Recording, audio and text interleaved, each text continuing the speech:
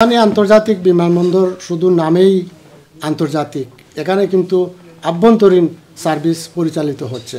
তো আমাদের দীর্ঘদিনের দাবি যে পূর্ণাঙ্গ আন্তর্জাতিক বিমানবন্দর হিসাবে সিলেট উসমানী বিমানবন্দরকে প্রতিষ্ঠিত করা হোক এবং এই বিমানবন্দর দীর্ঘদিন থেকে এইভাবে সার্ভিস দিচ্ছে, যে কারণে এই এলাকার মানুষ সেই আন্তর্জাতিকের স্বাদ পাচ্ছে না। আমরা চাই যে আন্তর্জাতিক হলে এখানে বিদেশি বিমান, অন্যান্য এয়ারলাইন্সের বিমান আসবে, তখন এর ভাড়া আরও কমবে এবং এই ভাড়ায় আমরা যেতে পারবো সহজে সিলেটে, অন্যান্য দেশের লোকজনও সেখানে যেতে পারবে। এখন ভাড়া বৈষম্যের কারণে আমরা অনেকে সিলেটে না গিয়ে ঢাকায় যায়, ঢাকায় ভাড়া কম কিন্তু সিলেটে ভাড়া বেশি। নিয়মমতো আগে নামলে সেখানে ভাড়া কম হওয়ার কথা ছিল, কিন্তু এখন দেখা যায় যে আগে নামলে ভাড়া বেশি হয়। এই বৈষম্যর অবসান চাই আমরা, আর এই বৈষম্যের অবসান হবে একমাত্র যদি পূর্ণাঙ্গভাবে আন্তর্জাতিক বিমানবন্দর করা হয়। অন্যান্য বিমান যদি এখানে আসে এবং অন্যান্য বিমান যদি সার্ভিস দেয়, অন্যান্য দেশের লোকজনও আসবে, সিলেটের ব্যবসা বাণিজ্য বাড়বে, সিলেটের প্রাকৃতিক সৌন্দর্য অন্যান্য দেশের মানুষ দেখতে পারবে।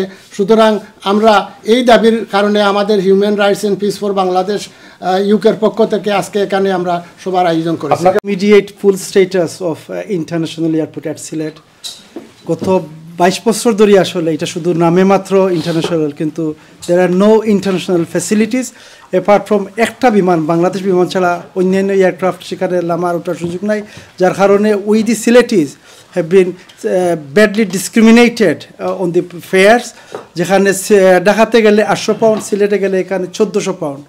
তো এই বৈষম্যটা, এই ডিসক্রিমিনেশনসটা we would like to see an end to it, and we demand immediate fully status upgraded airport at Sylhet. সিলেটে আমাদের 50 লক্ষ প্রবাসী, এই 50 লক্ষ প্রবাসীদেরকে আমরা সিলেটের কোনো ধরনের ফ্যাসিলিটিস দিতে পারতেছি না। Sylhet has been deprived of economically.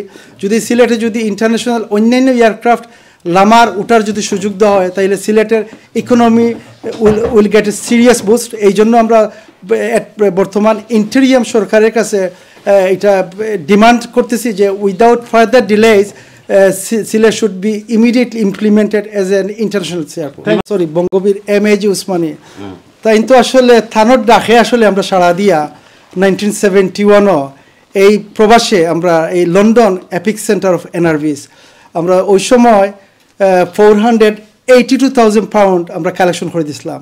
এইটা দিয়ে বাংলাদেশের যাত্রা শুরু হয়েছিল, এটা দিয়ে বাংলাদেশে শুরু হয়েছিল, কিন্তু সিলেট কিন্তু ডিপ্রাইভড। এই যে উসমানিয়া যেগুলো করিয়া গেলা, তার নাম দিয়ে আসলে আমরা কিতা করছি, তার নাম তো এখন পর্যন্ত রাষ্ট্রীয়ভাবে কোনো দিকে একনোলেজড হয় না। তার নামগুলো আসলে যে বাংলাদেশের যত ধরনের বুকস আছে they should be included immediately, এবং তাদের সরকারিভাবে আরও যাতে অনার করা হয়, এটাই আমাদের দাবি। অধ্যাপক শফিকুর রহমান, যে আমাদের এই যে ট্রাইব্যুনাল দেখেন, ইনকাম ট্যাক্সে যখন এই এখানকার প্রবাসীরা, বিশেষ করে সিলেটের ব্যবসায়ীরা ইনকাম ট্যাক্স দিয়ে, আপনারা সবাই জানেন, তো ইনকাম ট্যাক্স দেওয়ার পরে যখন একজন করদাতার উপরে ট্যাক্স বেশি হয়ে যায়, তখন সে এটাকে আপিল করে। তো আপিল করার পরে যদি গভর্নমেন্টে তাকে সুযোগ দেয় যে ট্যাক্স কমায় দেয়, তখন কি করে অফিসাররা সেকেন্ড ট্রাইব্যুনাল করে নেয়, ওই যে তার মন মতো টাকা না পাওয়ার করে নেয়।